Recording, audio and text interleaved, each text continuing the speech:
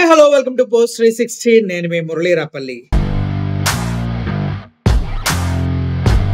ఇప్పుడు ఒక మంచి వార్త వైఎస్ఆర్సీపీ వాళ్ళందరికీ ఇది చాలా చాలా అవసరమైన వార్త కూడా.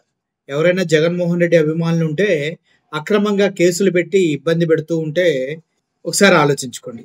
ఎందుకంటే ఈడీ తన పరిధులు దాటి బిహేవ్ చేస్తుందంటూ సుప్రీంకోర్టు వ్యాఖ్యానించింది. అంటే రాష్ట్రాల మధ్య ఉన్నటువంటి విభేదాలని రేకెత్తించే విధంగా ఈడీ చేస్తుందంటూ మాట్లాడుతున్నారు. నిజం చెప్పాలంటే జగన్మోహన్ రెడ్డి గారిది లిక్కర్ కేసు ఉంది కదా, ఒక్కసారి దాన్ని మీరు క్లియర్ గా పరిశీలించండి. ఎల్లో మీడియాలో వస్తున్నట్టు జగన్మోహన్ రెడ్డి గారు అరెస్ట్ కాబోతూ ఉన్నారు, జగన్మోహన్ రెడ్డి చుట్టూ ఉన్న వాళ్ళందరినీ అరెస్ట్ చేశారు, జగన్మోహన్ రెడ్డి అది, జగన్మోహన్ రెడ్డి ఇది, జగన్మోహన్ రెడ్డి ఇలా సొల్లు వస్తానే ఉంటది. అన్ని ఆధారాలు ఉండి అన్ని ఉంటే జగన్మోహన్ రెడ్డి గారిని చంద్రబాబు నాయుడు గారు అరెస్ట్ చేయడం కోసం ఇంత టైం తీసుకుంటారా? Already yellow media yellow batch ఎర్రెక్కిపోయి ఉండాలి. ఎప్పుడు జగన్మోహన్ రెడ్డిని అరెస్ట్ చేస్తే పండగ చేసుకుందామని. అటువంటి సమయంలో జగన్మోహన్ రెడ్డి గారిని అరెస్ట్ చేయకుండా రేపు మాపు ఎల్లుండి తర్వాత అప్పుడు ఇప్పుడు కబుర్లు చెప్తున్నారంటే ఏంటి దాని ఉద్దేశం?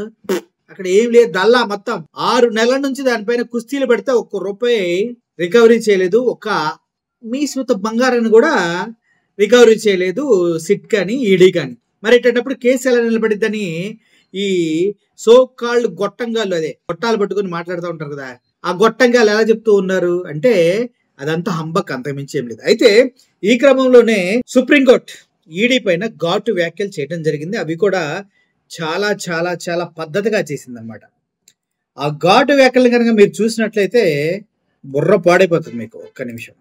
Breaking, Tamil Nadu state breaking, CJI ED is crossing all limits. ED అనేది ఎన్ఫోర్స్మెంట్ డిపార్ట్మెంట్ అనేది అన్ని లైన్స్ ని క్రాస్ చేస్తుంది, కొద్దిగా జాగ్రత్తగా ఉండండి అంటూ. సిజే అంటే ఎవరు? Chief justice of India BR Gavai గారు ఈ వ్యాఖ్యలు చేశారు.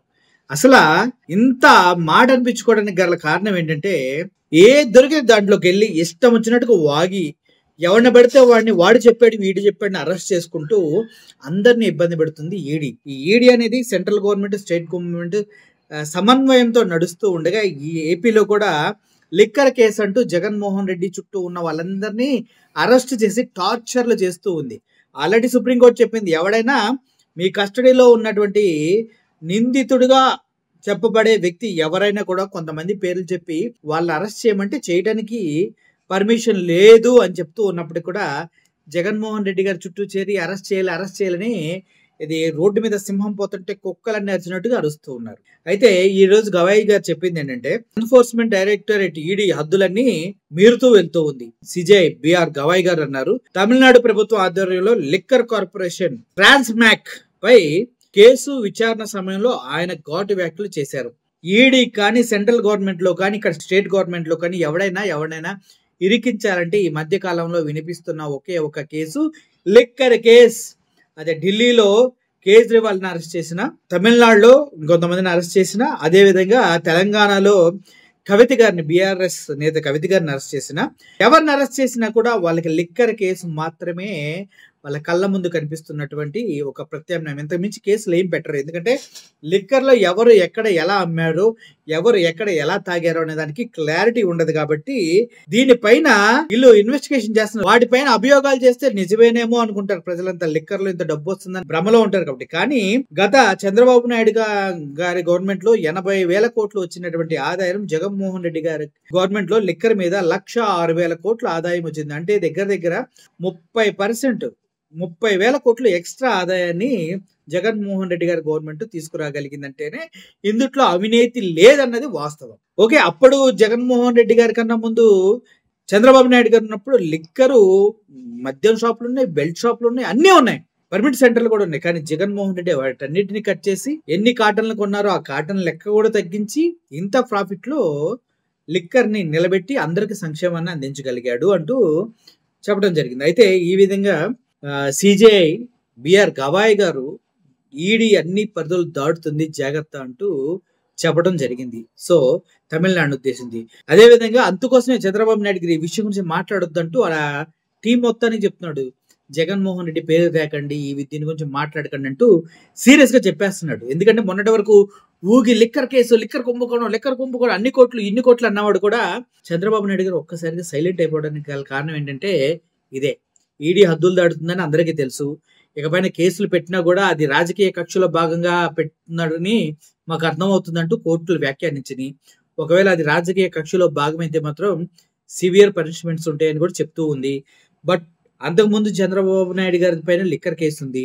దాన్ని కూడా ఓపెన్ చేస్తే పరిస్థితి ఏంటి? ఓటుకు నోటు కేసు, లిక్కర్ కేసు, మన స్కిల్ డెవలప్మెంట్ కేసు ఇన్నున్నాయి.